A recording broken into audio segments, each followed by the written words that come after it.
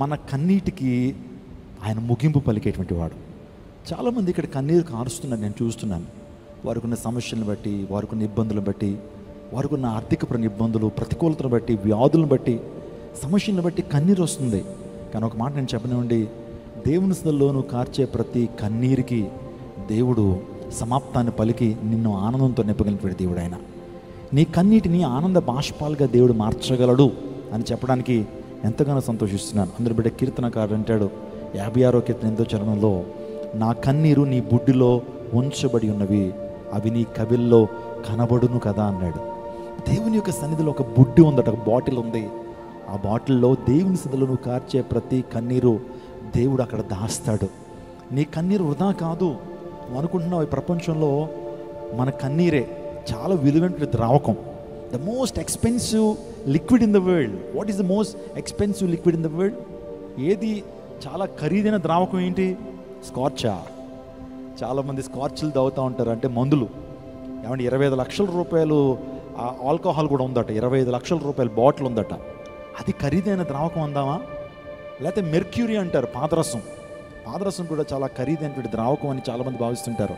నన్ను చెప్పనివ్వండి, ఈ ప్రపంచంలో ఖరీదైన ద్రావకం నీ కళ్ళల్లో ఉన్నటువంటి కన్నీరు. అది ఏదో నీరు అనుకోవద్దు. అందులో 99% నీ బాధ, నీ ఎమోషన్, భావోద్వేగాలు ఉంటాయి. అంత ఊరికి కన్నీరు రాదండి. ఎంతో బాధ వస్తేనే కానీ కన్నీరు రాదు. అందరూ పెట్టే కన్నీరు the most expensive liquid in the world అంటారు. అంటే 99% అందులో భావోద్వేగాలు ఉంటాయి, బాధ ఉంటుంది. 1% మాత్రమే నీరు ఉంటుంది. 99% భావోద్వేగం, ఎమోషన్, తర్వాత 1% నీరు కలిస్తే కన్నీరు అవుతుంది. ఆ కన్నీరుని దేవుడు తన బుడ్డిలో దాస్తాడని దేవుని లేఖనం సెలవిస్తూ ఉంది. నా పెద్ద దేవుజనాగమా, మన జీవితంలో శ్రమలు ఎందుకు దేవుడు అనుమతిస్తున్నాడు? మన ఆయన బిడ్డలమే కదా, ఆయన రక్తం చేత కడగమైనటువంటి బిడ్డలమే కదా. దేవుడు ఎందుకు మన జీవితంలో శ్రమలు అనుమతిస్తున్నాడు? ఎందుకు మన శ్రమల్లో ఉన్నా? ఎందుకు దేవుడు మనల్ని శ్రమలకు అప్పగిస్తున్నాడు? శ్రమల నుంచి మనకు విడుదలనిచ్చేయచ్చుగా, హ్యాపీగా ఉంచేయచ్చుగా, లేకపోతే ఏ సమస్యలు లేకుండా చక్కగా మన జీవితాలు ఉండొచ్చు కదా. ఇక్కడ చెప్పండి, మా జీవితం చాలా సుఖవంతంగా ఉంది అన్నటువంటి వారి చేతులు ఎత్తండి ఒకసారి. మా జీవితంలో ఒక్క సమస్య కూడా లేదండి, చాలా హ్యాపీగా ఉన్నామండి, మా జీవితం అసలు 3 పువ్వులు 6 కాయల్లాగా చక్కగా ముందుకెళ్ళిపోతుంది అన్నటువంటి వారి చేతులు చూపించండి ఒకసారి. ఒక్కరు లేరా? దేవుడు ఎందుకు మనకు శ్రమలకు అనుమతిస్తుంది? శ్రమ లేకపోతే మనకు ప్రార్థన గుర్తురాదు, మనం ప్రార్థన చెయ్యం, మోకాళ్ళు వంగో, మోకాళ్ళు సడలో. శ్రమ దేవుడు ఎందుకు అనుమతిస్తాడో తెలుసండి? మనమందరం ఆయన పరిధిలో ఉండాలని, ఆయన గ్రౌండ్లో మనం ఉండాలని. ఆయనకి విరోధంగా మనం బయటికి వెళ్ళిపోవడానికి ఇష్టం కాదు. మనందరూ కూడా ఆయన పరిధుల్లోనే మనం ఉండాలి. ఆయన యొక్క మాటలో చెప్పాలంటే ఆయన యొక్క సిగ్నల్లోనే మనం ఉండాలని కదా. ఆయన సిగ్నల్లో మనం లేవు అంటే కనుక ఆయన సిగ్నల్ లేనటువంటి జీవితాలు ఈ ప్రపంచంలో భ్రష్టమైనటువంటి జీవితాలండి. దేవునితో నువ్వు అనుసంధానించబడిపోతే, దేవునితో స్నేహం చేయకపోతే నీ జీవితం ఎంత దుర్భరం. దేవుణ్ణి విడిచి వెళ్ళినటువంటి జీవితాలు దీవించబడతాయా? సంఘాన్ని విడిచి వెళ్ళినటువంటి వారి జీవితాలు దీవించబడతాయా? దేవుని సన్నిధిలోంచి బయటికి వెళ్ళిపోయినటువంటి వాడు దీవించబడతాడా? యోనా దేవుని సన్నిధిలోంచి బయటికి వెళ్ళిపోవడానికి ఇష్టపడ్డాడు, ఏమన్నా సాధించాడా? యోనా దేవుని సముఖము నుంచి నినివేకి వెళ్ళమంటే తర్షీష్కి పరిగెత్తి పారిపోయి వెళ్ళిపోతున్నప్పుడు ఏమన్నా దీవెన పొందుకున్నాడో చెప్పండి? వాడెక్కాడు అంతే. వాళ్ళలో తిన్నాడో తినలేదో కూడా మనకు తెలియదు. వాడు అమరమునికి వెళ్ళి నిద్రపోతున్నాడు. కాసేపు ఏదో నిద్రపోయాడు, 1 గంట సేపు. వెంటనే తుఫాను బయలుదేరింది. దేవునికి నువ్వు విరోధంగా ఉండి ఏనాడు కూడా ఏ ఆశీర్వాదాన్ని పొందుకోలేవు. దేవుని సేవకులకి ఎడంగా ఉండి నువ్వు ఏ దీవెన పొందుకోలేవు. దేవుని సేవకు విరోధంగా మాట్లాడుతూ నువ్వు ఏ ఆశీర్వాదాన్ని పొందుకోలేవు. పైపెచ్చు అశాంతి, పైపెచ్చు నీ జీవితంలో కలవరము, పైపెచ్చు నీ జీవితంలో గందరగోళ పరిస్థితి తలెత్తుతుంది. అది దేవుని వాక్య ఆధారాలతో మాట్లాడుతున్నాను నేను. మోషేకి విరోధంగా పాపం చేసినటువంటి వారు, ఆ వ్యక్తులు దీవించబడ్డారా? కోరహు అనేటువంటి వ్యక్తి, అభిరామ్ అనేటువంటి దాత అనేటువంటి వ్యక్తులు దేవుని సేవకులైనటువంటి మోషేకి, అహరోనికి, మిరియామ్కి తిరుగుబాటు చేసినటువంటి వారు దీవెన పొందారా? అగ్ని చేత కాల్చబడి చంపబడలేదా? నా ప్రియదేవజనాగమ, శ్రమలు మనల్ని ప్రార్థన చేసేటువంటి వారుగా చేస్తుంది. శ్రమలు మనకు అవసరం. రెండోదిగా, శ్రమ పాపంలోకి వెళ్లకుండా మనల్ని రక్షిస్తుంది. పాపంలోకి వెళ్లకుండా శ్రమ మనల్ని ఏం చేస్తుందంటే, నీ శ్రమలు ఉన్నాయి, సమస్యలు ఉన్నాయి, కష్టాలు ఉన్నాయి, ఇంకా పాపంలో సుఖించాలన్న ఆలోచన నీకు రాదు.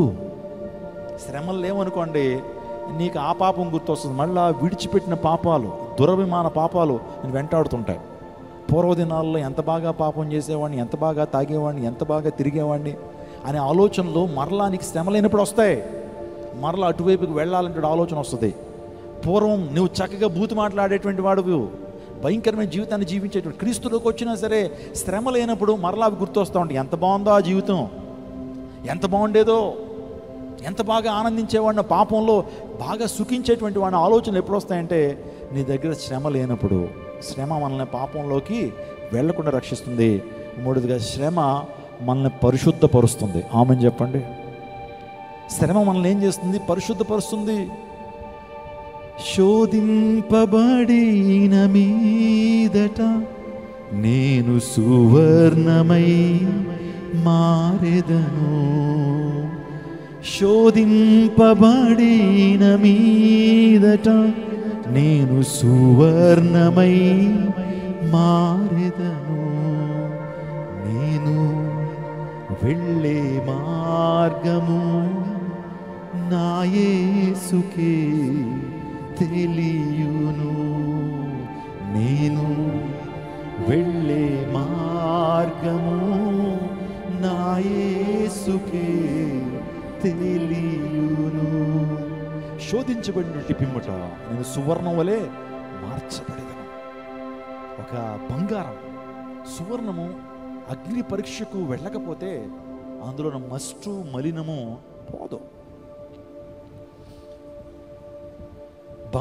బంగారం ఇంకా మేలిమి బంగారంగా మార్చబడాలంటే అగ్నిలోకి వెళ్ళి తెరాల్సిందే. మనం ఇక్కడ శ్రమలనేటువంటి కొలిమిలోకి వెళ్ళినప్పుడు దేవుడు మనల్ని పరిశుద్ధపరుస్తాడు. స్తోత్రం చెప్పడం హల్లెలూయా. కాబట్టి శ్రమలు మనకు ఆశీర్వాదము, శ్రమలు మనకు సిరులే. యోబు అంటాడు 23వ కీర్తన 23వ అధ్యాయం 10వ వచనంలో, ఆయనను శోధించిన తరువాత నేను సువర్ణం వలె కనపడెదను. నేను నడుచు మార్గము ఆయనకు తెలియును. నేను నడుచు మార్గము ఆయనకు తెలియును. ఆయన నన్ను శోధించిన తరువాత నేను సువర్ణము వలె కనబడెదను. స్తోత్రం చెప్పండి హల్లెలూయా. రోజున క్లెన్సింగ్ అనేది పైకి మాత్రమే కాదు, శుభ్రపరచబడటం అనేది బాహ్య శరీరం మాత్రమే కాదు, ఆంతరంగిక జీవితం కూడా శుభ్రపరచబడాలి. చక్కగా మనందరం ముఖాలు కడుక్కుంటాం, స్నానాలు చేస్తూ ఉంటాం, పళ్ళు రుద్దుకుంటూ ఉంటాం, పళ్ళు తోముకుంటూ ఉంటాం. చక్కగా పైన ఉన్నటువంటి వాటిని చక్కగా మనం ఏం చేస్తున్నాం? శుభ్రపరచుకుంటాం. 2-3 రోజులకోసారి చక్కగా తలని ఏం చేసుకుంటాం? జుట్టుని శుభ్రపరచుకుంటాం, షాంపూ పెట్టుకుని. ముఖాన్ని చక్కగా సోప్ పెట్టుకుని ఏం చేసుకుంటాం? క్లీన్ చేసుకుంటాం. చేతులకి శానిటైజర్లు వాడతాం. మొత్తం శరీరం అంతా శుభ్రం చేసుకుంటాం. కానీ అంతరంగాన్ని ఎలా శుద్ధి చేయాలి? అంతరంగం ఎలా శుద్ధిపరచబడుతుంది?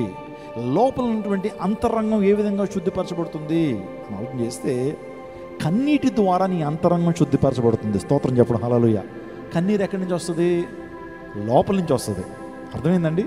కన్నీరు అనేది అంతరంగంలోంచి వస్తుంది. కాబట్టి ఆ అంతరంగం నుంచి వచ్చేటువంటి కన్నీరే నీ యొక్క అంతరంగాన్ని శుద్ధి చేస్తుంది. కాబట్టి కన్నీటి ప్రార్థన చేస్తున్నావా? కన్నీటి ప్రార్థన చేస్తున్నావా? ఎంతమంది కన్నీటి ప్రార్థన అనుభవం ఉంది? ప్రార్థన చేస్తుంటే కన్నీరు వస్తుందా? అయ్యో ఎలా వస్తుందండి వాళ్ళ కన్నీరు? పడబడా కార్చేస్తుందంటే ఆ భారం. కన్నీటి ప్రార్థన గొప్ప కార్యాలని చేసుకుంటూ వచ్చింది పరిశుద్ధ గ్రంథంలో. నేను మరొకసారి చెప్తున్నాను, మరొకసారి మీకు జ్ఞాపకం చేస్తున్నాను. సో దావీదు అంటాడు ఒక మాట ఏంటంటే, నా తల్లి గర్భంలో పిండముగా రూపించబడ క్రితమే. Are you understanding my dear church? తల్లి గర్భంలో మనం పిండముగా రూపించబడ క్రితమే నీవు నన్ను ఎరుగును అంటాడు. అంటే మనం ఇంకా పిండంగా రూపించబడలా, ఇంకా భూమి మీదకి రావటం కాదు. తల్లి గర్భంలో పిండముగా రూపించబడ క్రితమే నువ్వు నన్ను ఎరుగును. నా దినములన్నీ నీ గ్రంథములో లిఖితమాయను. నా దినాలన్నీ నీ గ్రంథంలో ఏమైనాయి? లిఖితమాయని. మీకు తెలుసా పాలిమేల్ని ఎంతకాలం బ్రతకాలో దేవుడు ఆల్రెడీ రాశాడు. మీరేమి కంగారు పడిపోవద్దు. నీ టైం అయిపోగానే నువ్వు వెళ్ళిపోతావు. ఓకే, నీ మరణం గురించి నువ్వు చింతించొద్దు. దేవుడు ఎంతకాలం అయితే నీకు ఈ లోకంలో నూకలు ఉన్నాయో అంతకాలం జీవిస్తావు. ఓకే, అర్థమవుతుందండి? ఎందుకంటే దేవుడు మన దినాలన్నీ ఆయన గ్రంథంలో ఏం చేశాడు? లిఖింపచేశాడు. ఇప్పుడు నా సూటి ప్రశ్న అదేంటంటే, ఆ గ్రంథంలో ఉన్నటువంటి దినాలు నువ్వు మార్చగలవా? దేవుడు ఆ గ్రంథంలో రాసినటువంటి ఆ దినాల యొక్క లెక్క నువ్వు మార్చగలవా? ఈ ప్రపంచంలో దేవదూతలు ఏమన్నా మార్చగలరా? దేవదూతలు ఏమన్నా మార్చగలరా? పోనీ సాతానుగడు ఏమన్నా మార్చగలరా? మార్చలేడు. పోనీ పరలోక రాజులు శరాపులు కెరూబులు అనేటువంటి వారు ఉన్నారు, వారు ఏమన్నా మార్చగలరా? పోనీ పరలోక రాజులు 24 పెద్దలు ఉన్నారు, వాళ్ళు ఎవరన్నా మార్చగలరా? మార్చలేరు. దేవుని గ్రంథంలో ఏ ఒక్కరు మార్చలేరు. కానీ ఒక మాట చెప్పనా, నువ్వు మార్చగలవు, నేను మార్చగలను. ఎలా తెలుసా? మన కన్నీటి ప్రార్థన ద్వారా ఆయన గ్రంథంలో ఉన్నటువంటి దినాలను మనం ఏం చేయొచ్చు? మార్చొచ్చు. బా నిజమా? దేవుని యొక్క సన్నిధిలో కూడా ఒక గ్రంథం ఉంది. ఆ గ్రంథంలో ప్రతి ఒక్కరి దినాలు ఏం చేయబడ్డాయి? లెక్కించబడ్డాయి. ఇప్పుడు ఆ దినాల్ని మనము మార్చగలమా? మనం ఎడిట్ చేయగలమా? అవునన్నటువంటి వారి చేతులు చూపించండి. మార్చగలమని ఆల్రెడీ చెప్పాను నేను. మార్చగలము. ఎలా పాస్టర్ గారు అని మీరు అడిగితే ఒక సన్నివేశాన్ని మీకు జ్ఞాపకం చేస్తాను. హిజ్కియా అనేటువంటి ఒక రాజు ఉన్నాడు. ఆ రాజు వాస్తవానికి చక్కగానే పరిపాలన చేశాడు. ప్రార్థనాపరుడు, దేవునికి విధేయుడు, దేవుని భయభక్తులు కలిగినటువంటి వ్యక్తి. మరి ఆ వ్యక్తి యొక్క జీవితంలో ఒక మరణకరమైన రోగం వచ్చింది. మరణకరమైన రోగం అంటే ఏంటి? మన భాషలో చెప్పుకోవాలంటే క్యాన్సర్ అనుకుందాం. అవి దీర్ఘకాలిక రోగాలు, మరణకరమైన రోగాలు. అవి వస్తే ఇంక చివరికి రోజు సఫర్ అవుతున్నాడు, రోజు బాధపడుతున్నాడు. ఆ టైంలో ఒక దేవుని సేవకుడు ఉన్నాడు, అతని పేరు యెషయా. అతని పేరేంటి? యెషయా. ఆ ప్రవక్త దేవుని చేత ఆదేశించబడుతున్నాడు. యెషయా, నువ్వు ఒకసారి రాజుగారి దగ్గరికి వెళ్ళాలయ్యా, హిజ్కియా దగ్గరికి వెళ్ళి ఈ సందేశం చెప్పు. ఏంటయ్యా, ఏం సందేశం అని అంటే, ఆ రాజు చచ్చిపోబోతున్నాడు, రాజుని నేను తీసుకోవాలనుకుంటున్నాను, అందుని బట్టి అతని దగ్గరికి వెళ్ళి నీ మరణ దినాలు లెక్కించబడ్డాయి, నీ ఇంటిని చక్కబెట్టుకో, ఇంకా దేవునికి నీకు ఏమైనా సెటిల్మెంట్లు ఉంటే అవి చేసుకో, ఎక్కడైతే నువ్వు క్షమాపణ అడగాలో అవి క్షమాపణ అడిగి నీ డెత్ కొరకు నువ్వు సిద్ధపడు. నేను అంటాను ఏంటో తెలుసండి, ఈరోజు నా మంచి మరణం అంటే ఏంటో చెప్పనా? మంచి మరణం అంటే ఏంటో చెప్పనా? నా దృష్టిలో పాస్టర్ గారు, మీ దృష్టిలో మంచి మరణం అంటే ఏంటనంటే కనుక నువ్వు హాస్పిటల్లో 30 రోజులు 40 రోజులు శ్రమ అనుభవిస్తూ చనిపోవడం అనేది నా దృష్టిలో మంచి మరణం. ఎందుకో తెలుసా? దేవుడు నిన్ను హాస్పిటల్లో ఏం చేస్తున్నాడు? నీ మరణం కొరకు సిద్ధపాటు ఇస్తున్నాడు. ఆ టైంలో దేవునికి విరోధంగా నువ్వు ఏదైనా పాపాలు చేసినా, దేవునికి ఆయాసకరమైన మార్గాలు ఉన్నా, ఆ బెడ్ మీద ఏమవుతావు నువ్వు? చెప్పండి. దేవుని సన్నిధిలో క్షమాపణ అడిగి నీ మరణానికి సిద్ధపడి నువ్వు వెళ్తూ ఉంటావు. యెషయాను కూడా దేవుడు హిజ్కియా దగ్గరికి పంపించాడు. వెళ్ళి చెప్పయ్యా, మరణ దినాలు ముగించబడుతున్నాయి, అందరు బట్టి ఇంటిని చక్కబెట్టుకో అని చెప్పినప్పుడు యెషయా వెళ్ళి ధైర్యంగా చెప్పాడు, హిజ్కియా గారు, మీకు మరణ దినాలు సమీపించినట, దేవుడు ఇంటిని చక్కబెట్టుకోమన్నాడు, మీ లైఫ్ అయిపోతుందంట అని చెప్పగానే హిజ్కియా వెంటనే గోడ తట్టు తిరిగి ప్రార్థన చేశాడు. ప్రార్థన చేసినప్పుడు దేవుడు ఆయన దినాలన్నీ ఆల్రెడీ అక్కడ లెక్కింపజేశాడు గ్రంథంలో. ఇప్పుడు దేవుడు హిజ్కియా చేసిన ప్రార్థన బట్టి హిజ్కియా కన్నీళ్లు విడుచుచు గోడ తట్టు తిరిగి ప్రార్థన చేసినప్పుడు దేవుడు మరలా ఆ పుస్తకాన్ని తీసుకుని ఆ పుస్తకంలో ఉన్న దినాలు మరలా పొడిగించాడు. స్తోత్రం చెప్పండి. ఎన్ని సంవత్సరాలు పొడిగించాడు? 15 సంవత్సరాలు తిరిగి ఆయుష్ని పొడిగించాడు. అంటే మార్చుకున్నాడా లేదా? దేవుని చిత్తాన్ని దేవుడు మార్చుకుంటాడా లేదా? దేవునికి ఆలోచన విధానాన్ని దేవుడు మార్చుకుంటాడా లేదా? మార్చుకుంటాడు. దేని ద్వారా తెలుసా? నీవు నేను చేసే కన్నీటి ప్రార్థన ద్వారా.